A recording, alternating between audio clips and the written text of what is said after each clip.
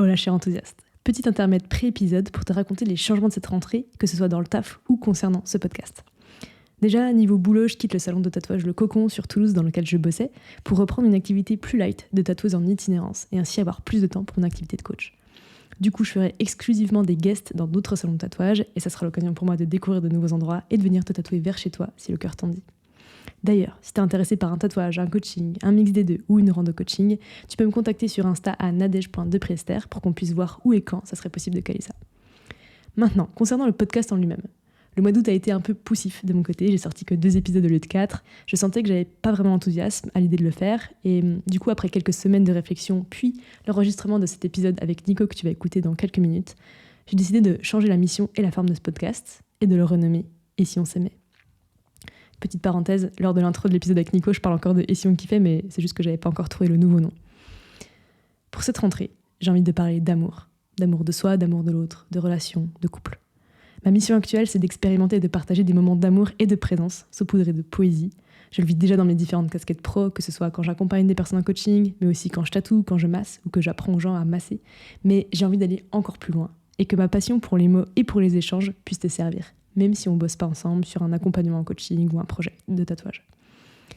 Bref. Et si on s'aimait, c'est la promesse d'un shot d'amour au détour de conversations passionnées et à travers des lectures d'extraits de romans et de recueils de poèmes.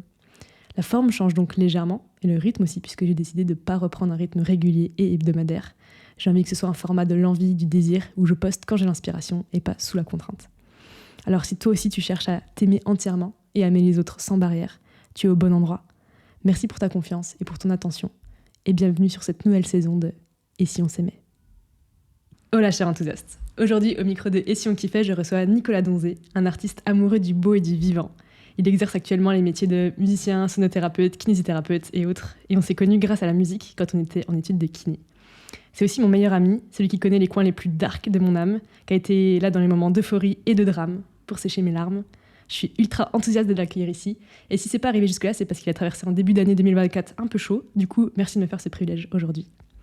Bienvenue Nico, et pour commencer, comment aimerais-tu te présenter aux personnes qui nous écoutent et leur dire qui tu es profondément ? J'aurais peut-être pu réfléchir avant. C'est toujours un bazar sans nom pour moi d'essayer de dire qui je suis. Parce que j'ai toujours un peu le sentiment que je sais pas trop, quoi. Enfin, qu'il y a plein d'angles morts, quoi, dans mon identité. Et puis que c'est un truc mouvant. C'est plus facile pour moi de dire ce que je fais. Et si, dans tout ce que je fais, j'essaie de penser à ce qui me caractérise et puis à ce qui oriente et influence ma vie d'une manière vraiment prégnante, le fait d'être amoureux et en couple avec la femme avec qui je vis, c'est un énorme pilier. Clairement, ça définit ma manière de vivre mes journées, d'organiser mon année, puis ça occupe une très très grande partie de mon univers mental. Le fait d'être musicien, et puis le fait d'être thérapeute, soignant, accompagnant, on le dit comme on veut, mais d'avoir cette casquette-là du soin aux autres, je pense que c'est un bon pilier aussi. Voilà ce que je dirais. C'est un peu long et flou. Ça répond peut-être pas à la question, mais voilà. Bah si, ça y répond. Et tu vois, moi, quand je t'entends, il y a ce truc de... J'ai du mal à... Enfin, le côté mouvant, donc j'ai du mal à dire qui je suis, parce que ça bouge. Mais du coup, ma question, ça pourrait être qui es-tu en ce moment ? Et du coup, une question qui pourrait émerger de ça, ce serait genre, quel titre tu donnerais à ce chapitre actuel de ta vie en ce moment ? Le mot qui me vient comme ça, c'est résilience. Ultra bateau, mais c'est vraiment là-dedans que je suis en ce moment. Ouais. Et pourquoi ce serait ça ?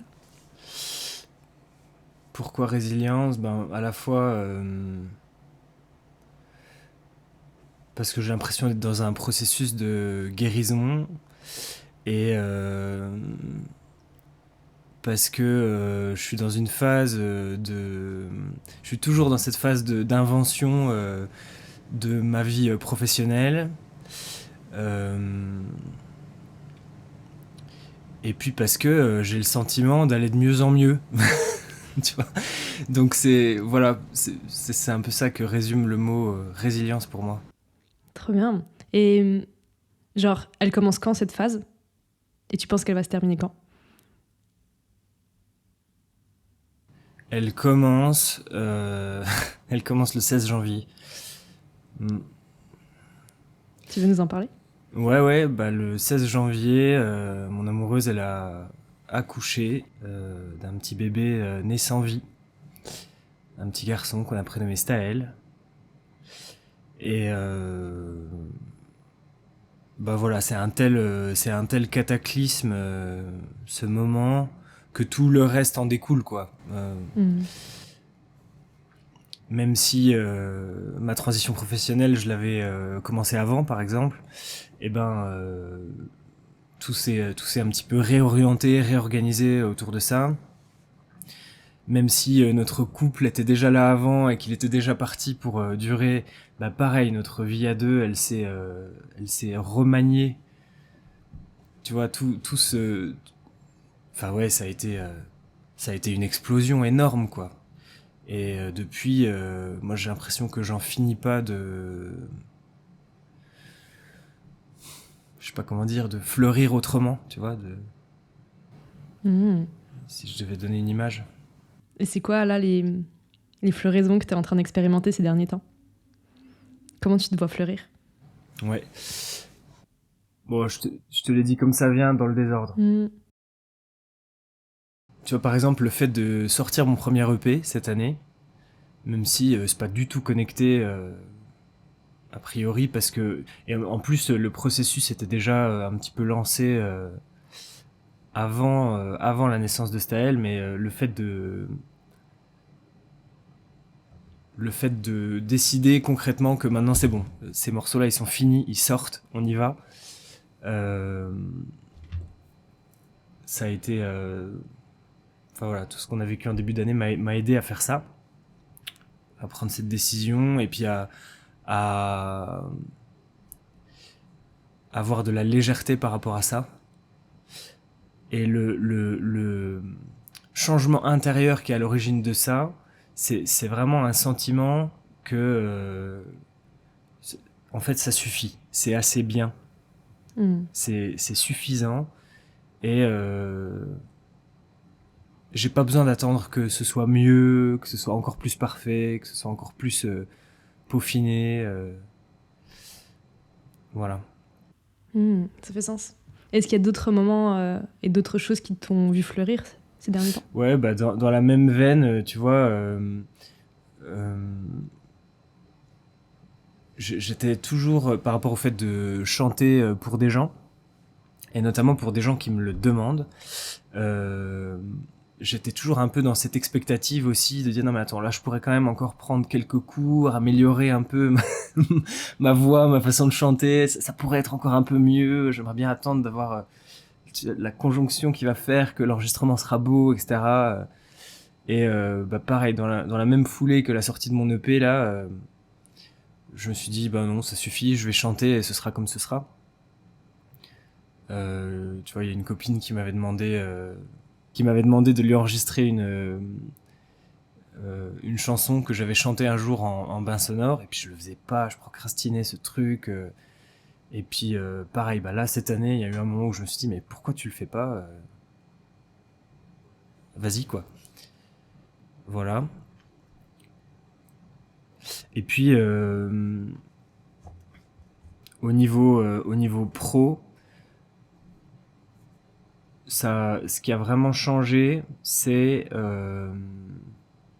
ouais, c'est pas facile à qualifier, mais globalement, je me mets beaucoup moins de pression pour faire plein de trucs en même temps. Avant, j'avais une espèce d'exigence, il fallait que ça avance sur tous les fronts, il fallait que je sois à jour dans ma com, dans ma compta, que j'ai mon quota d'événements planifiés, organisés. Euh, Maintenant, je laisse ça se faire beaucoup plus comme ça vient. ce qui m'a permis d'alléger considérablement mon agenda et de faire un peu ce que je te disais tout à l'heure, c'est-à-dire me reposer tout en travaillant. Et pas alterner comme je faisais systématiquement avant des phases de boulot à fond les gamelles et puis après je m'écroule soit parce que j'arrive en vacances soit parce que je tombe malade et là je me repose pendant quelques temps et après je reprends la course effrénée, etc. J'ai longtemps fonctionné comme ça. En fait je pense que globalement cet événement là de début d'année m'a fait relativiser plein de trucs.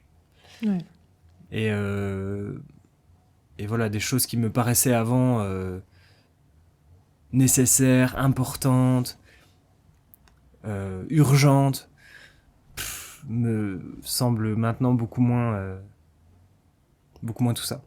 C'est intéressant ce côté focus, enfin retrouver l'essentiel, mais ça m'amène comme une question, c'est à quoi t'aimerais porter plus attention aujourd'hui, auquel tu portes pas tant attention en ce moment, et pourquoi ? Je sais pas te dire à quoi je fais pas assez attention.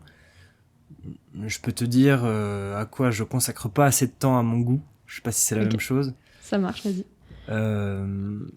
Le truc qui me manque en ce moment, c'est de passer du temps avec ma grand-mère. Voilà, qui est pas spécialement en fin de vie, mais qui est quand même dans le dernier morceau de sa vie, ça c'est certain. Et ça, c'est un truc au quotidien où je me dis ah là, j'aimerais bien réussir à la voir plus souvent.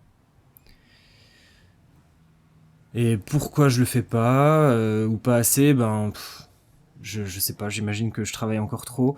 Non, c'est aussi tu vois, dernièrement, pour retrouver cette forme, justement, j'ai mis une espèce de priorité absolue sur mon sommeil. J'ai réorganisé un peu mes journées en fonction de ce critère-là, quoi. C'est comment je vais réussir à me coucher tôt. Et du coup, fatalement, ça a fait disparaître pas mal d'heures de mes journées et de mes soirées. Donc voilà, je suis encore un petit peu en train de me réorganiser avec tout ça. C'est encore pas tout à fait fini. Ok. Et là, le fait que tu parles de ta mamie, ça me fait penser à quelque chose. C'est si tu pouvais dire une chose à un membre de ta famille que tu as perdu, qui ce serait et qu'est-ce que tu lui dirais et pourquoi ? Bon évidemment, quand tu poses cette question, je pense à ma mère. Donc, tu vois, il y a c'est rigolo, c'est un peu une question de elle est un peu dans le questionnaire d'Aaron, cette question là. Si tu avais le pouvoir et la baguette magique de t'offrir un dîner avec une personne de ton choix, ce serait qui ? Et moi systématiquement je réponds ce serait avec ma mère si je pouvais. Et la deuxième partie, c'était quoi ? Qu'est-ce que je lui dirais ? Qu'est-ce que tu lui dirais et pourquoi tu lui dirais ça ? Je crois que ma principale motivation, ce serait de savoir qui elle est. Je pense que en premier, je la bombarderais de questions pour essayer de la connaître. Mais imagine, t'en as qu'une. Genre, tu peux lui dire qu'une chose. Genre, je peux lui dire qu'une chose. On va un peu contraindre parce que sinon, je me doute bien que tu vas passer des heures à lui demander sa vie, tu vois. Mais non, t'inquiète, t'inquiète. Si je pouvais dire une chose à ma mère. C'est pas forcément une question. Tu peux aussi lui dire une chose. Je pense que je lui dirais simplement que je vais bien et que malgré les épreuves, pour l'instant, moi je continue de faire le choix de vivre. Et pourquoi tu lui dirais ça ? Elle a fait l'autre choix. Elle a mis fin à ses jours parce que probablement c'est la seule issue qu'elle voyait. Et de la même manière que moi, j'ai longtemps été inquiet de finir un jour par prendre la même décision qu'elle. Je sais pas, tu vois, je me suis souvent dit est-ce que ça va pas finir par m'arriver moi aussi de prendre cette porte de sortie là. Et ben, j'ai l'impression que si elle était là, une de ses inquiétudes, c'est que j'ai pas hérité de sa dépression, en fait. Donc ce serait une manière de lui dire écoute, oui, il y a des épreuves, il y a des moments où c'est dur, mais pour l'instant, parce que je peux pas dire pour toujours, mais pour l'instant, j'ai confiance dans mes capacités à traverser, à guérir, à rebondir. Ouais. Quand je t'entends dire ça, c'est un peu genre, t'as pas à être coupable et t'as pas à te sentir coupable et tout va, ça roule quoi. Ouais. Ok. Et je reviens un peu à, tu vois, cette année qui a été un peu chamboulante pour toi. Et c'est quoi la plus grande leçon que t'as appris cette année et pourquoi? Je sais pas si c'est la plus grande leçon, et il y en a sans doute. Enfin, voilà, il y en a sans doute pas qu'une seule. Mais il y en a une à laquelle je pensais à l'approche de ce podcast. Parce que comme ton podcast s'appelle Et si on kiffait, je me disais, moi, il y a une des leçons que j'ai appris cette année, c'est que c'est pas un objectif en soi. Et j'ai l'impression que j'essaye beaucoup moins qu'avant d'être heureux. Parce que y a eu un moment où j'ai compris que là, il y avait une période difficile qui s'ouvrait, une période de chagrin, une période de douleur, et que en fait, ce qu'il fallait vivre, c'était ça. Tu vois ? Et qu'il n'y avait pas de fuite possible ou même souhaitable, ou que l'atténuation des émotions n'était pas un truc qu'il fallait que je recherche. Donc ouais, une des leçons pour moi, c'est ça. Je sais pas, si je devais le résumer, je dirais ça sert à rien de chercher à être heureux. C'est bizarre dit comme ça, hein, mais... Non, ça fait sens. Ça fait sens. Toi, tu vis la chose, quoi. Enfin, tu vis ce qui te traverse, ce qui t'arrive. Ouais, il y a un côté comme ça. Et paradoxalement, je suis pas moins heureux qu'avant, et je suis pas en dépression non plus, tu vois. Et bon, évidemment, la tristesse infinie, l'envie de rien, c'est des phases qu'on a traversées, hein, puis peut-être qu'on va retraverser d'ailleurs, parce que ça semble refaire surface de temps en temps, mais c'est toujours assez temporaire. Mais par contre, je sais plus ce que je voulais dire, j'ai perdu la fin de ma phrase. T'inquiète. Non, mais je comprends cette histoire de... C'est plus un but en soi, et juste ça peut se cueillir sur la route, et c'est bon aussi, tu vois. Ouais. Et puis, du coup, le corollaire de ça, c'est cette espèce d'impression que je suis pas si bien placé que ça pour savoir ce dont j'ai besoin. Tu vois, Ok. enfin, pareil, c'est un peu bizarre en le disant comme ça, mais en tout cas, ce que j'ai besoin de vivre, c'est peut-être pas exactement ce dont j'ai envie. Et du coup, je peux me détacher un peu de tout ce dont j'ai envie, parce qu'en fait, le fait de l'obtenir va pas forcément me rendre heureux. Et à l'inverse, le fait qu'il se passe quelque chose que j'aurais anticipé comme étant malheureux, c'est peut-être pas une mauvaise chose que ça m'arrive en fait. Tu vois ? Ouais. Ok.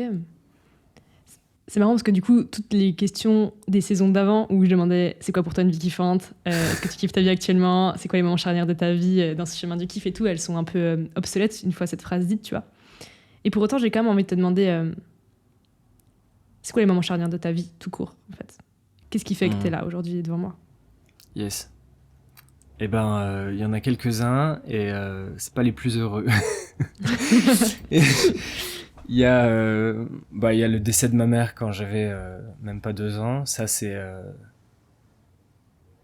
je sais même pas si on peut dire charnière. C'est un événement fondateur, quoi. Clairement. Voilà, clairement, je sais aujourd'hui, je me suis construit autour de ce truc-là. Il y a... après, j'ai vécu, comme tu sais, 2 grosses séparations amoureuses. Enfin, en tout cas, deux relations longues avant celle dans laquelle je suis là, qui quand elles se sont terminées, ont rebattu les cartes d'une manière hyper hyper intenses et qui m'ont appris beaucoup de choses. Tu saurais me dire ce que tu as appris? Qu'est-ce que j'ai appris dans les séparations? Eh ben, la première, j'avais 21 ans. Je pense que j'ai appris... je pense, moi, j'identifie ce moment-là comme mon passage à l'âge adulte, un petit peu. Parce que ça a été le premier moment de ma vie, finalement, où je me suis retrouvé seul aux commandes du bateau. Et où j'ai pu prendre des décisions, comme par exemple de partir voyager, et puis de me poser la question vraiment, quoi. Qu'est-ce que je veux comme vie? Est-ce que j'ai envie d'être en couple? Qu'est-ce que je veux faire, etc. Et puis la deuxième séparation, ça m'a plus donné une leçon, je dirais une leçon d'humanité, quoi. Parce que j'ai eu dans cette séparation-là, comme tu sais, j'ai eu beaucoup l'impression d'avoir fait beaucoup souffrir ma partenaire de l'époque. Et et c'était une phase où j'étais un peu dans la poursuite à tout prix de mes idéaux. Et voilà, je crois que ce que j'ai appris à ce moment-là, c'est que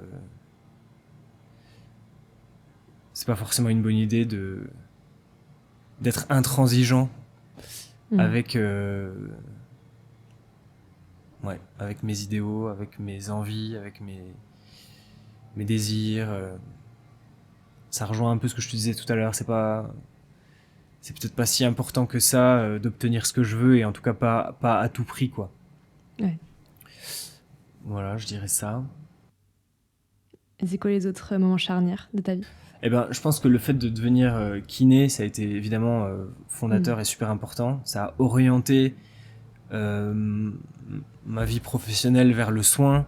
Et puis, je vois aujourd'hui comment ça fait partie de ma personnalité et de mon univers intérieur, de me poser tous ces questionnements éthiques. Le fait de m'intéresser à la santé, en général, c'est un pilier de ma vie qui définit mes choix personnels aussi, sans parler du boulot. Enfin oui, voilà, ça crée en fait, être un soignant, je trouve, ça crée une mentalité, ça crée une culture, ça crée une espèce de quête un petit peu permanente de justesse, que je vois bien qu'aujourd'hui ça fait partie de ma personnalité, quoi. Ok. Est-ce qu'il y a d'autres moments charnières qui te viennent en tête? Et ben du coup,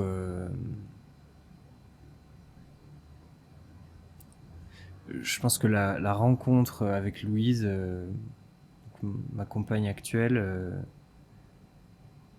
ça a été un changement de direction aussi auquel je m'attendais pas. Et qui m'a fait beaucoup de bien. Et puis voilà, la naissance de notre petit garçon là, c'est évidemment peut-être de tous ces événements le plus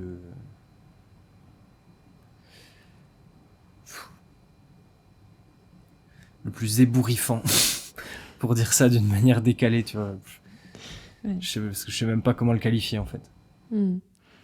Et tu vois, moi j'ai cette perception que même si on traverse tout ça seul, finalement, est-ce qu'à des moments tu t'es senti accompagné? Et si oui, par qui, comment, sous quelle forme? Est-ce que tu as des mentors, des gens qui t'ont guidé?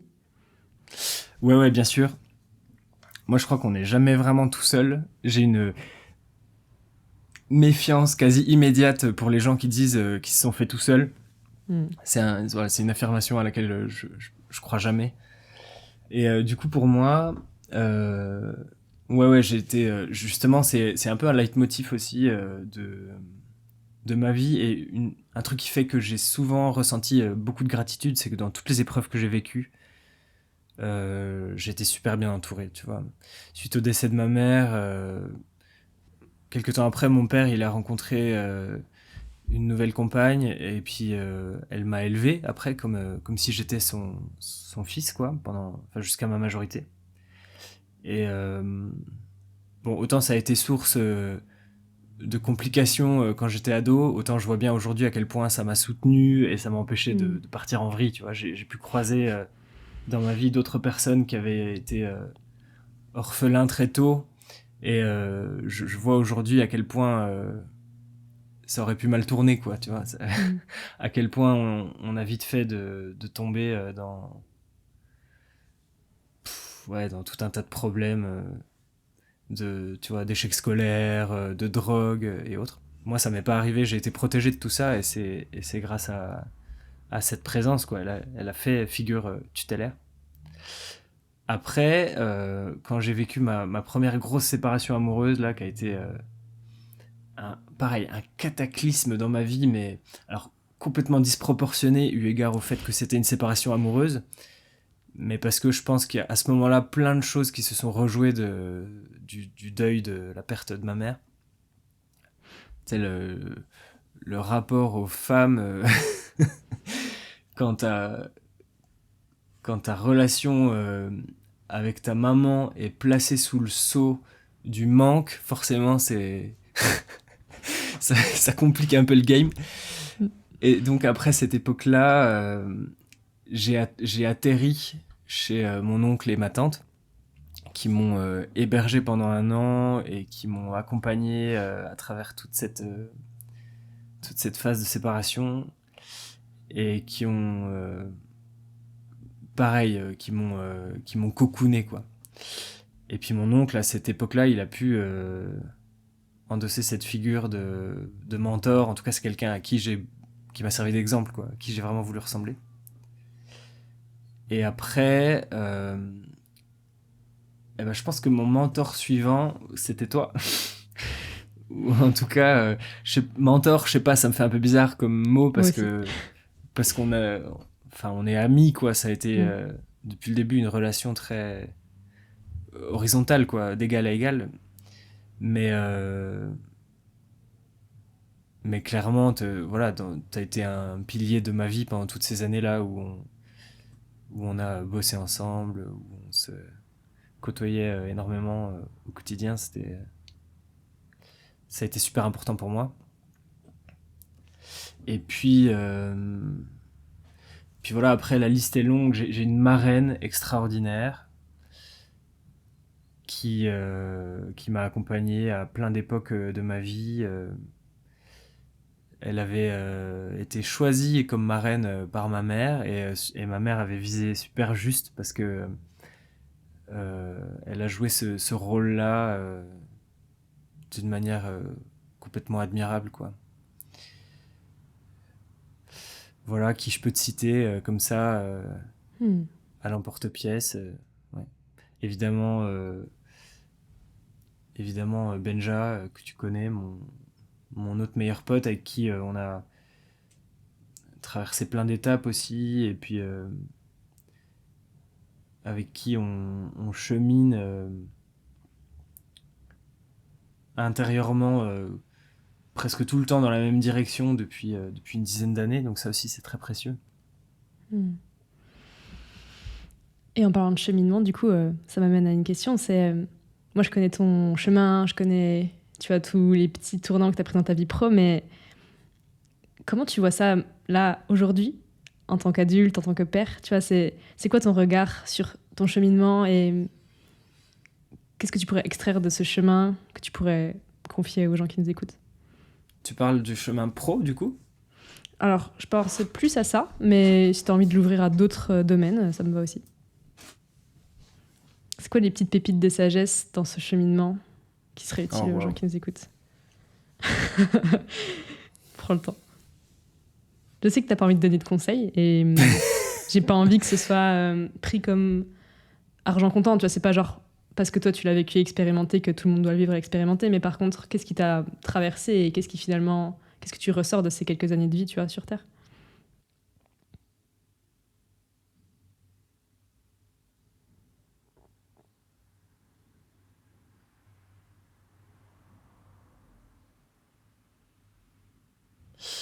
Eh ben, il y a un truc qui me vient, c'est par rapport au fait d'être musicien. Et si je devais résumer ça, je dirais, je dirais que dans nos rêves d'enfants, il y a potentiellement des, des directions qui sont bonnes à suivre. Euh, Tu vois, moi, par exemple, c'est quelque chose dont j'ai pris conscience beaucoup plus tard, mais quand j'étais gamin, quand j'écoutais de la musique, systématiquement, je me voyais en train de faire la musique en question. Tu vois, si j'écoutais, je sais pas, un morceau de U2, eh ben, ce qui se passait dans ma tête pendant que j'écoutais cette musique, c'était pas juste d'écouter la musique, c'était systématiquement de me visualiser en train de chanter la chanson à la place du chanteur, en train de jouer la guitare à la place du guitariste, etc. Et évidemment, à l'époque, j'avais pas du tout conscience que c'était pas que les autres, quand ils écoutaient la musique, ils faisaient pas ça, tu vois. Ouais. Et en fait, j'ai passé un temps considérable, en étant notamment adolescent, à avoir cette toile de fond, tu vois, dans mon paysage intérieur, à me visualiser en train de faire de la musique, quoi. Et je sais pas, comme c'était un rêve d'enfant, eh ben, il y avait, c'était, je sais pas comment dire, c'était rangé un peu dans la même case que le Père Noël, quoi. C'était un truc dont on rêve. Enfin, c'était pas câblé dans ma tête que c'était ça que j'allais faire, parce que c'était un rêve de gosse. Et puis, comme tous les rêves de gosse, ils sont un peu naïfs, ils sont un peu comme les licornes, quoi. Ils sont pas voués à exister, quoi. Et en fait, un jour, j'ai pris conscience que ce rêve d'enfant, il était là parce que c'était une aspiration vraiment profonde. Et aujourd'hui, je sais pas, je me dis, si à l'époque j'avais su ça, peut-être qu'en fait, tu vois, si j'avais su que cette intuition, je sais pas si on peut appeler ça une intuition, que ce désir méritait d'être suivi, j'aurais pu m'engouffrer dans la brèche beaucoup plus tôt, quoi. Et qu'est-ce qui te traverse quand tu penses à ça, du coup? Genre, c'est un regret, c'est une envie, c'est...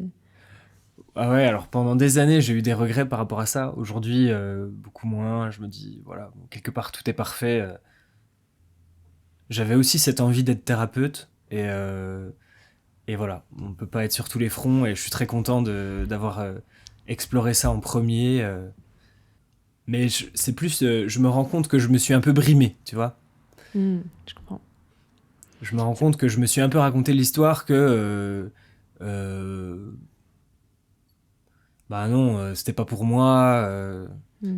Voilà, j'étais pas assez bien pour en faire mon métier, par exemple. Ouais, je comprends. C'est doux parce que quand on a commencé la discussion tout à l'heure, direct, tu m'as parlé de Louise, du fait que c'était genre, si tu devais te décrire limite, ce serait à travers elle, tu vois, et à travers ses yeux. Et tu vois, je peux pas m'empêcher de sourire parce que je sais aussi que si t'avais pas été soignante, tu l'aurais pas rencontrée, donc c'est comme si tout était écrit, tu vois. Ouais, carrément. Et si t'avais commencé par la musique, t'aurais probablement pas été kiné, et donc tout ça, enfin, tu vois, on serait pas là en train d'en parler, quoi. Ouais, clairement. C'est pour ça que je te dis, aujourd'hui, j'ai plus de regrets. Au contraire, beaucoup de gratitude que le chemin se soit fait. Puis tu sais, comme tu sais, devenir kiné, ça a été un moyen extraordinaire de tisser des liens avec mon père. Ce dont j'avais un besoin vital et viscéral, parce que malgré la présence de Claudie dans ma vie, mon père, c'est mon seul parent. Enfin, tu vois, moi, je l'identifie comme ça aujourd'hui, quoi. Et donc, si j'avais pas pu être proche de mon père, quelque part, j'aurais pas eu de parents, quoi. Ouais. Et mon père, qui est un savant fou, comme tu le sais, c'est plus facile d'entrer en relation profonde avec lui en allant sur son terrain. Ce dont, évidemment, j'étais pas conscient à l'époque, où j'ai décidé d'être kiné. Je me suis pas dit, mais oui, c'est parce que ça va me permettre d'être complice avec papa. Non, j'ai eu cette révélation-là. Je sais plus si je t'avais déjà raconté, c'était en rangeant le PQ dans un rayon de Super U. Non, tu m'avais pas raconté, vas-y. Ah ouais. Parce qu'au départ, j'étais parti pour être médecin. Enfin, je croyais... Putain, je suis désolé, ça part en sucette. Bon, tu remettras tout ça dans Vas-y. l'ordre. Quand j'étais au lycée, quand j'étais enfant, je voulais être kiné comme papa. Je massouillais tout le monde, je voulais faire le kiné.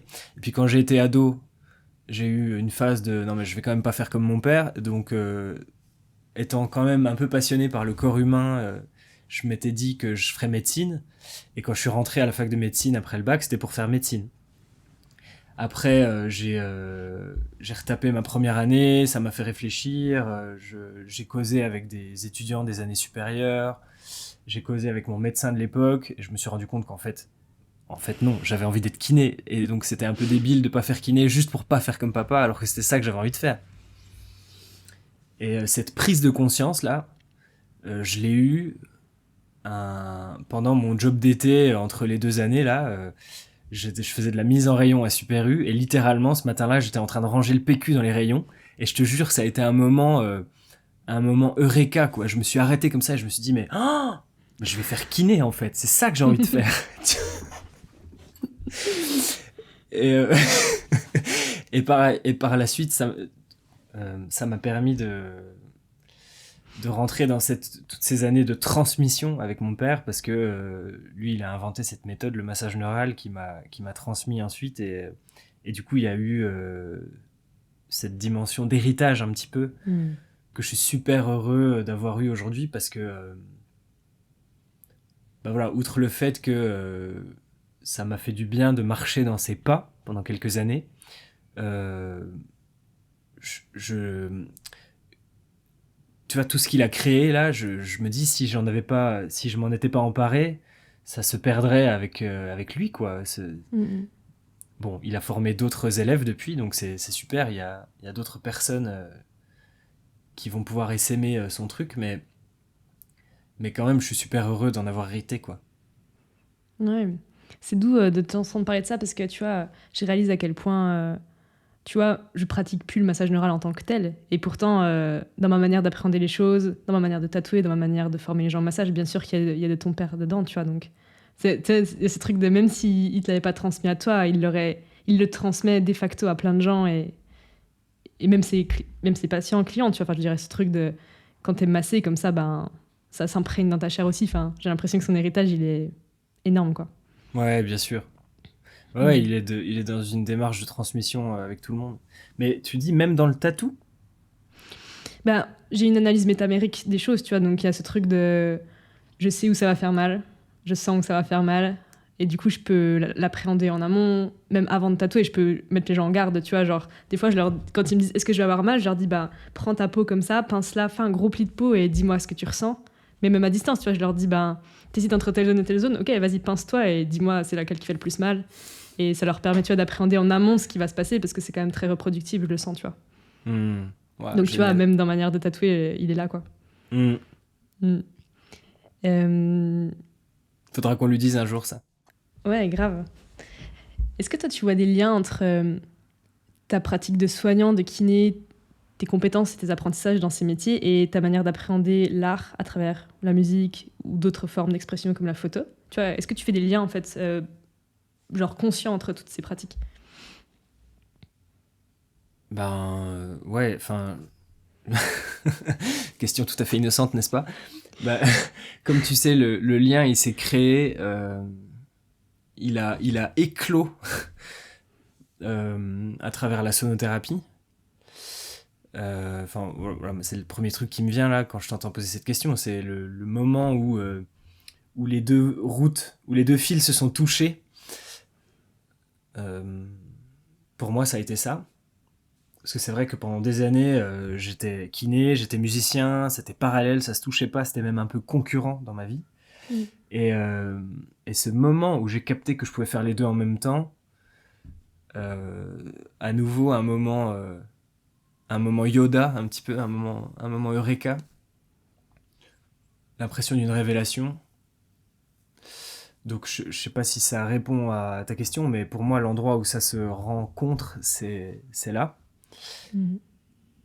Et dans cette pratique aujourd'hui, je retrouve vraiment la fusion des deux, quoi. C'est-à-dire cette démarche à la fois de prendre soin, mais en même temps d'investiguer ce que le corps de la personne raconte, et puis en même temps d'être dans la créativité et la création, parce que le soin va être toujours différent d'une personne à l'autre, toujours Mm. unique.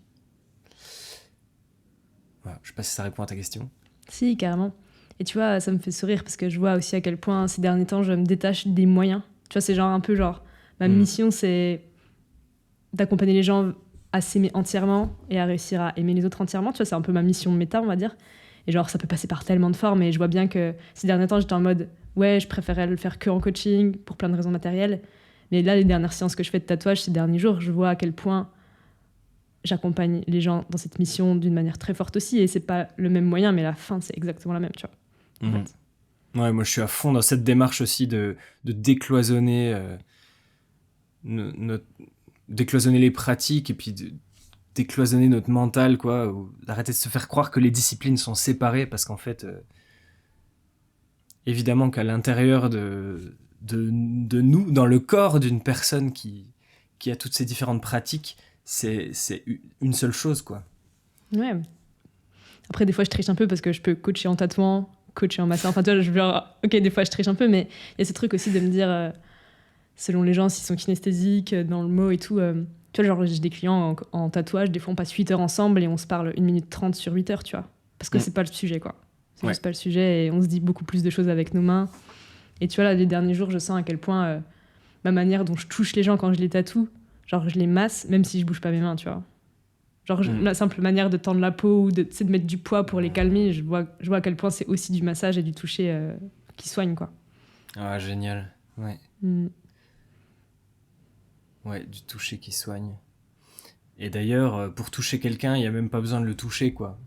Grave. Mm. Ouais, bah, c'est drôle que tu dis ça, genre, la musique, pareil, en ce moment, je mets des playlists de sons what the fuck en séance. Toi, je propose aux gens, ok, est-ce que tu veux écouter un truc en particulier, est-ce que tu veux découvrir quelque chose et je vois qu'il y a des gens qui sont bouleversés par ce que je leur propose rien que musicalement, tu vois, alors que je joue même pas, je fous des playlists, mais ça touche aussi, quoi. Ouais, Mm. ouais, bien sûr. En tout cas, pour moi, pour en revenir à la sono, là où ça s'est croisé, c'est quand j'ai pris conscience que notre démarche en massage neural, c'est un peu d'envoyer le message au corps qu'il y a un autre état qui est possible. Mhm. Moins stressé, moins inflammé, moins douloureux. On apporte d'autres informations jusqu'à ce que l'organisme y comprenne qu'il peut faire autrement, quoi. Et comme tu disais, le moyen, c'est-à-dire le vecteur, en fait, que ce soit la main, le son, ou même des mouvements que la personne va faire elle-même, du yoga ou un exercice, qui sait. Tout ça, tout ça, comme tu dis, c'est juste des moyens de porter le message, quoi. Grave. Et tu vois, là, en t'entendant parler de ça, je me dis, là, on dit que la mission, c'est d'aider les gens à aller mieux, mais tu vois, moi, au fond, profondément, je vois aussi à quel point le mission de tout ça, c'était moi de m'apprendre à aller mieux et à trouver les petites clés de compréhension pour aller mieux. Et au moment où moi, je unlock ça dans ma vie, je vois à quel point je peux rayonner sur d'autres personnes. Et tu vois, là, en ce moment, je vais me remettre au chant de manière plus intensive et tout. Et je vois aussi comme quoi l'outil chant, c'est juste un outil dans l'expression de qui je suis, dans l'intégration des parts de moi que j'ai mis de côté pour plein de raisons. Et qu'au moment où je réintègre ça, après peut-être j'aurais envie de le transmettre, de le proposer, peut-être dans 1 an je suis coach de chant, j'en sais rien, tu vois, il y a ce truc de... Mais en fait, au fond, je m'en fous, c'est toujours l'outil, genre l'outil pour moi, puis l'outil pour les autres, et l'outil pour la mission globale, tu vois. Et est-ce que tu as d'ailleurs des ressources, que ce soit des livres, des films, des musiques, des podcasts, qui récemment t'ont touché, quel que soit le moyen d'être touché, et que tu aimerais partager? Ok, si on prend cet angle-là d'être touché, eh ben, cette année, moi j'ai beaucoup écouté un truc qui s'appelle Au revoir podcast. Donc ça parle de deuil périnatal, c'est un peu spécifique, mais ce qui est intéressant dans ce podcast, c'est que y a pas de conseils. En tout cas, il n'y a pas de conseils pour les gens qui traversent un deuil périnatal. Par moment, il y a des conseils pour les gens autour, des conseils du style voilà les trucs qu'il faut pas dire à quelqu'un qui vit un deuil périnatal. arrêter ce genre de phrases qui nous rendent ouf. Mais pour les gens qui traversent le deuil périnatal, c'est juste des partages de témoignages. Et évidemment, il n'y a pas un épisode où j'ai entendu quelqu'un qui avait vécu la même chose que moi. Mais le fait d'entendre ces récits-là m'a permis, moi, de contacter ce que j'avais besoin, et notamment mon chagrin dans des moments où il était enfoui. Mm. Donc voilà, pour toutes les personnes qui sont confrontées de près ou de loin au deuil périnatal, je recommande chaudement ce podcast-là. Voilà, je te parle de ça parce que c'est là-dedans que j'ai été cette année, mais sinon, bah, comme tu sais, moi, un gars qui m'a énormément touché, c'est Franck Lobvé. Il m'a aidé à... Il m'a aidé à être moins sérieux. Je sais pas, à lui, son expression, c'est mettre de l'air dans le système. Et ça décrit bien ce qui s'est passé pour moi. Ça m'a permis de souffler un peu, de relativiser un petit peu mes exigences, mes certitudes, et aussi ma quête du bien-être, mon processus de développement personnel, il s'est un peu arrêté en écoutant Franck. En tout cas, il m'a permis de ne plus avoir envie de me développer, de ne plus chercher activement à me développer, parce qu'évidemment, on se développe en permanence. Enfin, c'est la vie à travers nous qui se fait, quoi. Mais lui, il m'a permis de comprendre que derrière toutes mes quêtes, là, toutes mes formations, tous les bouquins que je lisais, tous les trucs que je faisais pour essayer d'être un meilleur humain, il y avait cette énergie de je ne suis pas assez. Et j'ai, voilà, énorme prise de conscience en l'écoutant lui que l'énergie sous-jacente à plein de moments de ma vie, c'était je ne suffis pas, je suis pas assez bien, il faut que je sois mieux. Et que, en fait, quand c'est ça ton énergie, quand c'est ça qui drive tes actes, du coup, l'expérience que tu fais dans la vie, c'est je ne suis pas assez, je ne suis pas suffisant, je pourrais être mieux, etc. Et c'est sans fin, quoi. Donc lui, il m'a permis d'arrêter cette fuite en avant, là. Enfin, d'arrêter. Je prétends pas que j'y suis arrivé pour de bon, hein. C'est des... Ça se déconstruit progressivement. Mais voilà, donc lui, il a des dizaines de vidéos de lui qui sont sur internet. Franchement, je dirais aux gens de prendre n'importe laquelle et d'en écouter une pour commencer, parce qu'elles sont toutes bien, quoi. Et sinon, il a fait un processus en VOD. Il donne des masterclass payantes, donc c'est des stages de 2 jours où, en groupe, où il parle aux gens, où il expose un peu toute sa vision là, de la vie, et où il aide à déconstruire un peu toutes ces façons de penser qui nous emprisonnent. Et cette conférence-là, si tu peux pas y aller, tu peux la faire en VOD sur sa plateforme, là, sur son site. Et donc avec Louise, on a fait ce truc-là. Et ça a été hyper important pour nous. Et notamment... ouais, je pense que ça nous a bien aidé pour aborder cette année-là. Voilà ce que je peux te dire. En termes de musique, voilà, j'en écoute tellement que... Eh ben, un gars qui me touche en ce moment, c'est John Hopkins. Non pas tellement dans tout ce qu'il a pu faire de très techno, électro et tout, mais plutôt dans les musiques qu'il produit récemment, tous les sons qu'il a créés pour accompagner la thérapie psychédélique, toutes ces musiques qui sont tournées vraiment introspection, méditation, voyage intérieur, je les trouve énormes. Moi, c'est des musiques qui m'aident vachement à écrire, à voilà, qu'accompagnent mes moments d'introspection, qui sont vraiment géniales pour ça. Sinon, si je parle juste d'être touché comme ça dans le cœur pour rien, moi j'ai deux groupes absolument pas originaux qui me touchent quand je les écoute, c'est U2 et Coldplay. Donc voilà, plus mainstream tu meurs. Mais c'est les deux groupes que j'ai écoutés au taquet quand j'étais ado, notamment quand j'étais lycéen.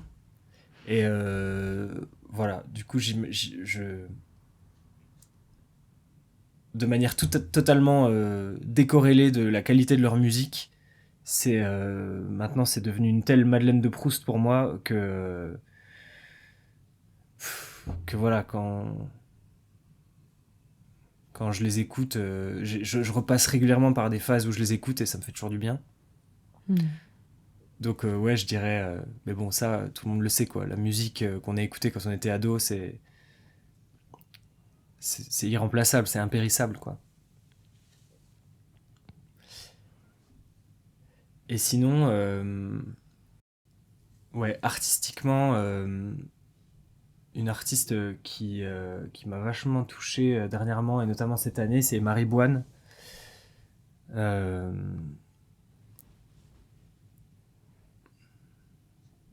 Artiste ouais, extraordinaire Là, c'est plutôt, pour moi, l'image de l'artiste complet.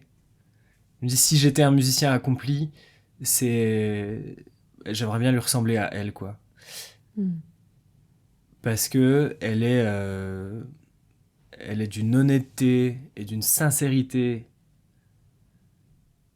et d'une entièreté dans sa musique qui est hallucinante, quoi. Tu vois, sa musique, c'est vraiment qui elle est. C'est c'est sans artifice, et puis en même temps, c'est hyper organique. Il y a un côté retour à la terre qui correspond vachement bien à ce que je vis en ce moment, quoi. Mm. Merci pour toutes ces recos parce que finalement elles vont pouvoir toucher plein de gens différents. Enfin, tu vois, quels que soient les sons ou les personnes que tu as citées, là, je vois à quel point c'est pluriel et c'est précieux. Et est-ce qu'il y a un sujet ou un thème que tu aurais aimé qu'on aborde et qu'on n'a pas encore abordé? Un thème important de ma vie et de nos vies, à Louise et moi, c'est c'est défendre le vivant. Euh, donc voilà, je sais pas, enfin, je sais que tu sais ce que je veux dire, mais je sais pas trop sous quel angle tu voudrais Mm. l'aborder. Enfin, Ben, ok. Un angle qui, je trouve, qui me ferait sens pour moi, en tout cas, ce serait comment ce combat, ou cette mission, je sais pas comment tu veux l'appeler, nourrit ton quotidien et comment ça te permet aussi de traverser la vie et ce que tu peux en percevoir. bah, je vais prendre ta question au pied de la lettre. Euh, la traduction de, euh, de cette préoccupation dans mon quotidien, c'est bah, le fait d'être végétalien. Mhm. Donc ça, voilà, clairement, ça définit comment je me nourris. Et en ce qui me concerne, je dirais qu'aujourd'hui, c'est le principal engagement que j'ai pris. Tu vois, je suis pas ou pas encore dans le militantisme de terrain, même si j'aime bien soutenir des assos Mm. et les appuyer, mais pour l'instant, c'est de loin, quoi. Je suis trop accaparé par mon propre boulot pour avoir pris le temps. J'ai pas encore pris le temps, tu vois, d'aller dans les manifs ou participer à des actions de blocage ou des ZAD ou je ne sais quoi. Mais par contre, le fait d'être devenu vegan, ça m'a énormément aidé. Parce que ça crée de l'alignement, tout simplement. Le fait d'avoir ôté cette part-là de participation à la destruction du vivant, c'est quelque chose que j'avais pas soupçonné, mais ça crée beaucoup de tranquillité, quoi.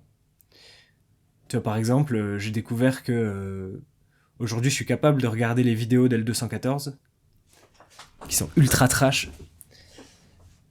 Et en fait, même avant, tu vois, avant d'être vegan, moi j'ai été végétarien pendant des années et je pouvais pas les voir leurs vidéos, quoi. Je trouvais ça trop dur. Je me disais, c'est bon, je sais, j'ai pas besoin d'avoir des images.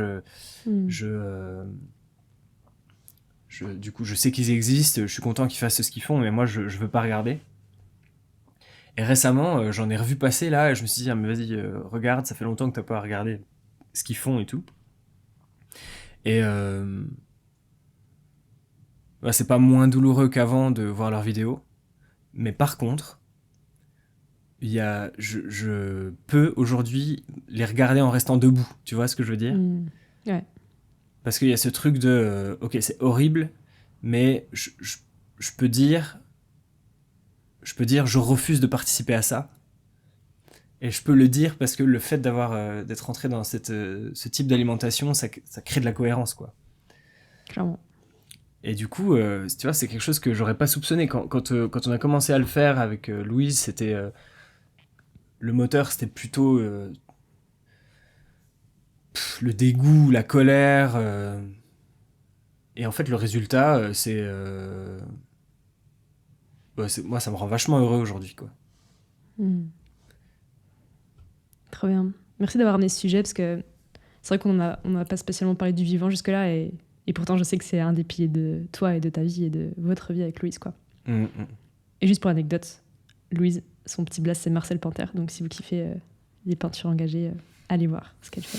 Ah punaise. Mais oui, putain, elle va m'en vouloir de pas de pas l'avoir mentionné dans les ressources.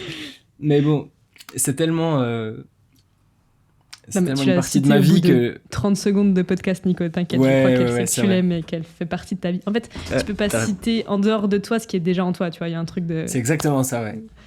C'est pas une ressource extérieure pour moi, c'est mon quotidien, quoi. Bah ouais. Et après avoir fait de la pub pour Marcel Panter, quand même, j'aimerais juste te demander où est-ce que les gens peuvent venir t'écouter, se nourrir de toi, que ce soit dans la sono, dans la musique ou ailleurs.